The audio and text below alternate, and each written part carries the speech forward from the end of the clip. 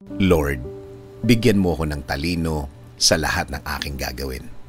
Panginoon, maraming salamat sa araw na ito, sa mga bagong pagkakataon na ibinigay mo sa akin, sa mga bagong opportunity na ilalagay mo sa araw ko, sa mga bagong pangyayari na alam kong positive ang effect sa akin. Alam kong gagawin mo akong matalino.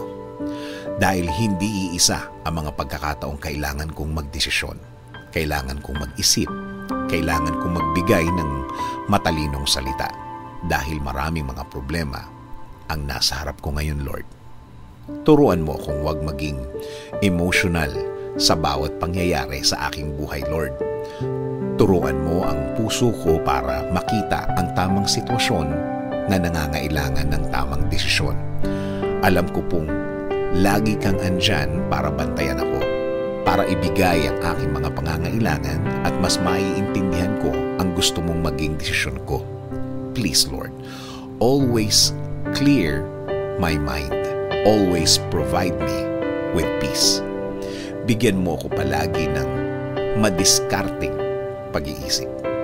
Bigyan mo ako palagi ng malinaw na isip para makita ko ang lahat ng options ko, lalong-lalo na sa oras na kailangan ko ng magdesisyon. Pananatilihin kong clear ang aking connection sa iyo, Lord, para wag akong maligaw, para wag akong malagay sa alanganin, para wag akong malagay sa mas matindi pang problema.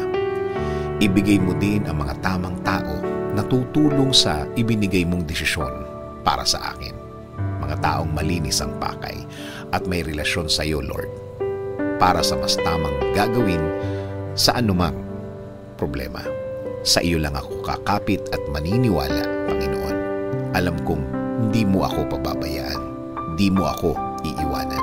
Alam kong nakabantay ka sa akin palagi. Alam kong kapakanan ko palagi ang iniisip mo at sa ikakaganda ng aking buhay at ng aking pamilya ang gusto mong mangyari. Kaya patuloy mong ilid ang aking buhay, Panginoon. Patuloy mong bigyan ng magandang way sa araw-araw. Patuloy ko pong tatanggapin ang lahat ng plano nyo sa aking buhay.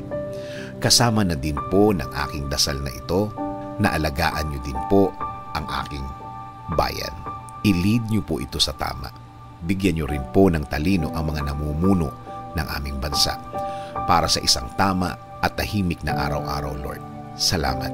Salamat sa lahat ng inyong ibinigay at mga ibibigay sa amin, Panginoon.